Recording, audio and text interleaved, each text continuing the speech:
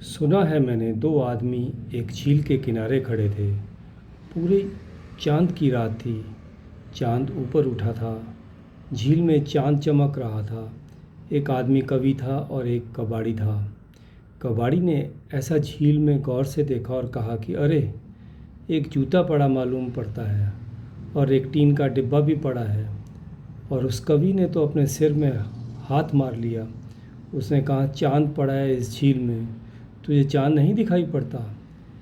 आकाश उतरा है उस झील में, तुझे आकाश दिखाई नहीं पड़ता? तुझे दिखाई पड़ रहा है एक जूता और एक टीन का डिब्बा।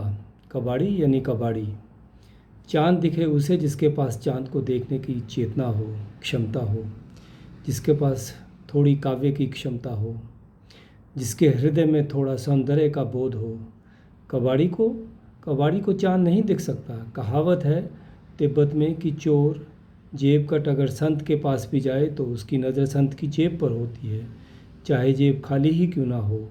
संत पर नज़र नहीं पड़ती। हम वही देखते हैं जो हम हैं। हम वैसा ही देखते हैं जो हम हैं।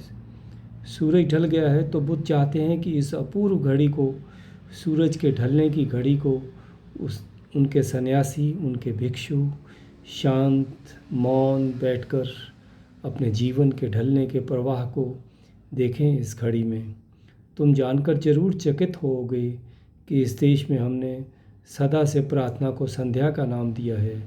क्यों दिया है? संध्या प्रार्थना का क्षण है। एक दिन बीत गया और एक रात आ गई। एक और दिवस गया, भीड़ भाड़ का, उपद्रव का, कर्म का, आपाधापी का, और एक छोटी मौत द्वार पर खड़ी है। इन दोनों के बीच प्रार्थना कर लो।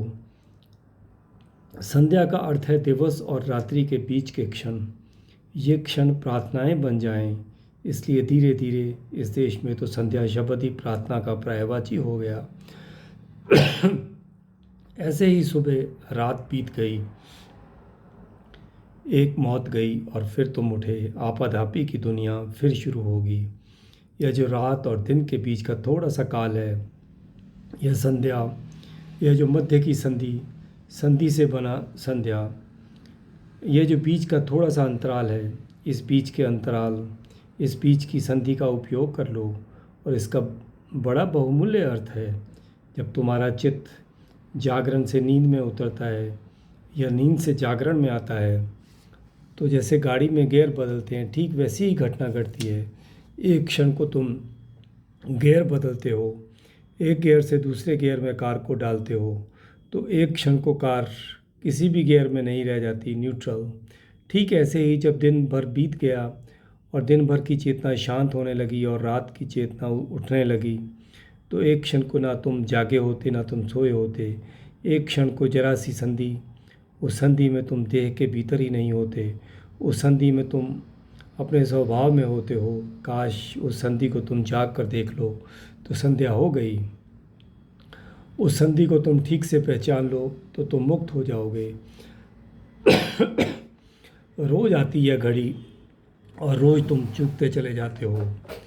जन्मों जन्मों से आती है घड़ी और तुम चूकते चले जाते हो। हमारे चूकने में हमारी कुशलता अपूर्व है। सूरज ढल गया, एक दिवस और बीत गया, रात्रि उतरने लगी, रात के पहले तारे उभर आए, शांत है विहार। संध्या हो गई तो पक्षी भी चुप हो गए, वृक्ष भी सोने की तैयारी करने लगे। आदमी पक्षियों और वृक्षों से भी गया बीता है। पक्षियों ने भी पंख सिकोड़ लिए, अपने अपने घोंसलों में दुबक कर बैठ गए। रात की तैयारी होने लगी। वृक्षों ने भी अपने पत्ते ढीले छोड़ दिए, फूल बंद हो गए, मौत का इंतज़ाम होने लगा। लेकिन आदमी है कि लगा है।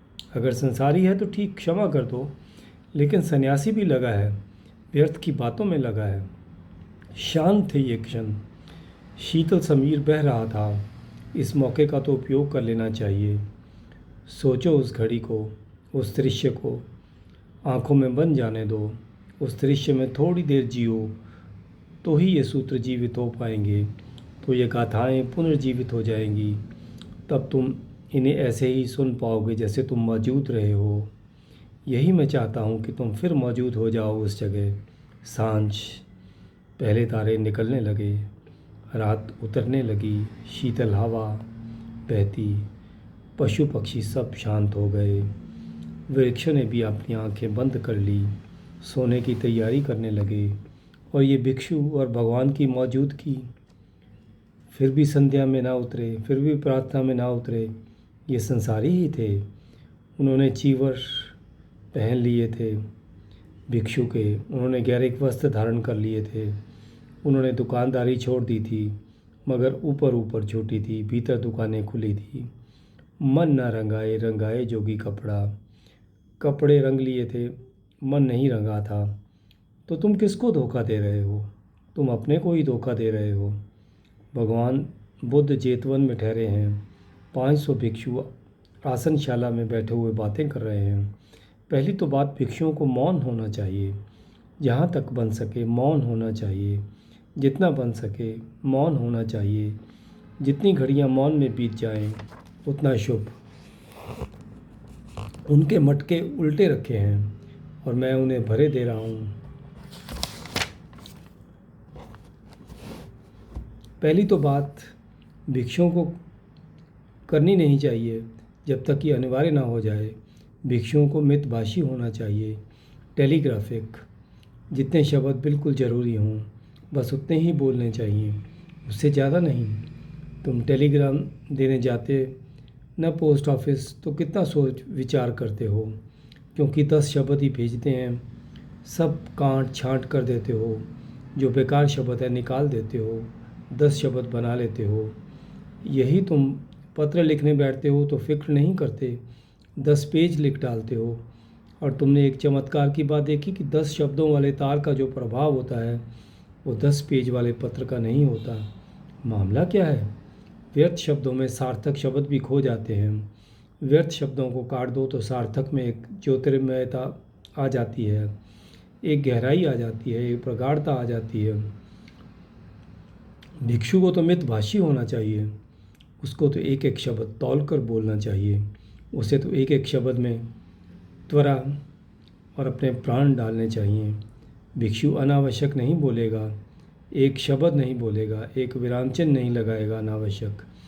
जितना अत्यंत ज़रूरी है बस उतना, और उसी घड़ी रुक जाएगा।